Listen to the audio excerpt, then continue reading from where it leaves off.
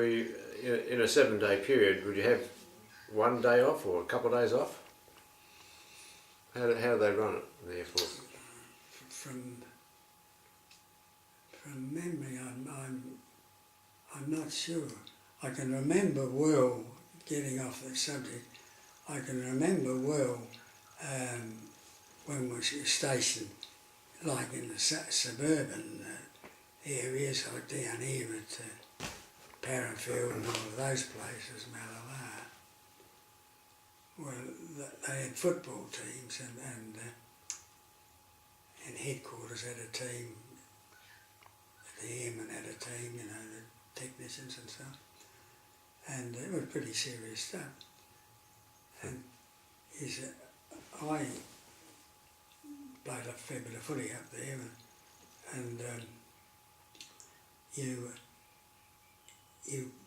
played one of the, well, we'll say Deniliquin. What do you say, Deniliquin? So I went to Deniliquin and tore my bloody finger off coming home.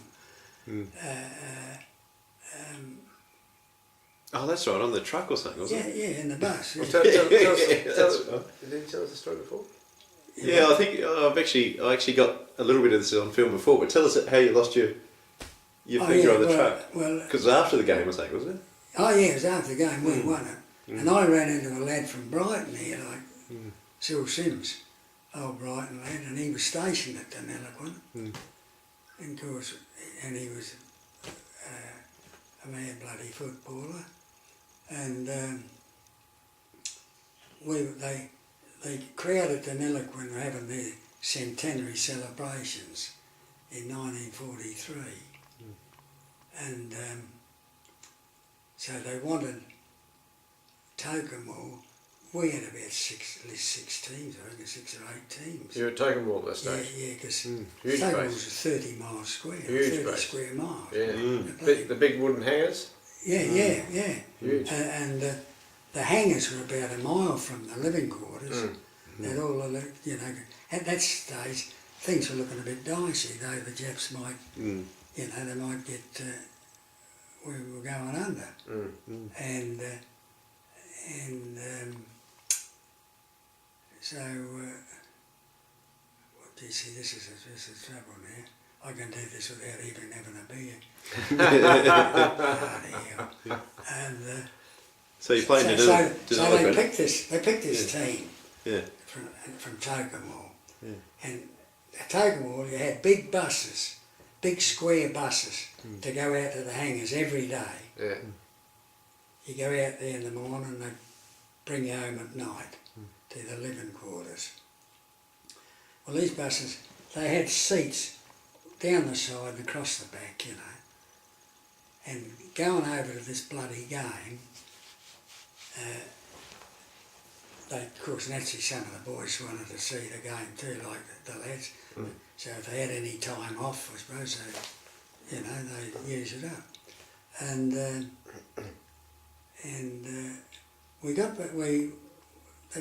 had a dance, and we won the game, about 5 points or something.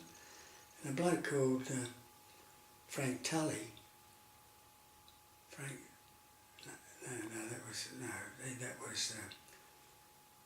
that was Jones there. Deniliquin had, our captain coach was a bloke called Kevin O'Neill. Oh, Cowboy. No, not Cowboy O'Neill, Kevin O'Neill. Oh, Kevin O'Neill, sorry. They're still... Kevin O'Neill's Cowboy's a bit younger. Yeah.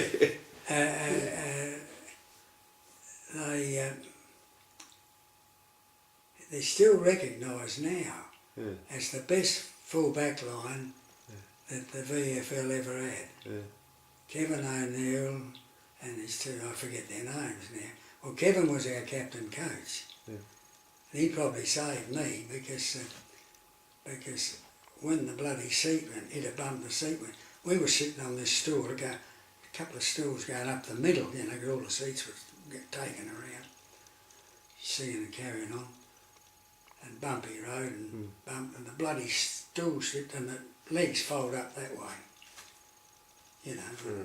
I must have grabbed it because it took my finger and tore the bloody thing straight off, stripped it, and They threw it out the bloody bus. Yeah, they didn't know. Well, most days you didn't know you could sew them back on. Oh, God. So they threw it out the bus, and this is true. I'm about to pass out over here. So, and it was spurting a couple of shoots of blood. And Kevin O'Neill, right, and So they hit the bus hit a... yeah, hit a bump, and because as it come down, the bloody two end legs, you know how they fold up underneath those stools. Yeah. And I must have grabbed to something and it's ripped the bloody thing straight off. There's a couple of streams of blood going over every poor bugger, you know. And Kevin finally put a tourniquet on my arm. And then we had a choice of whether to continue on to Togo. We were on our way home. Yeah. And they decided it's closer to go back to bloody Deniliquin and find a doctor, which we did, 2 o'clock in the morning. Yeah. So we round up a doctor, and Kevin and that had controlled the bleeding. Then we took off again, got back to Togo about 4 in the morning or something.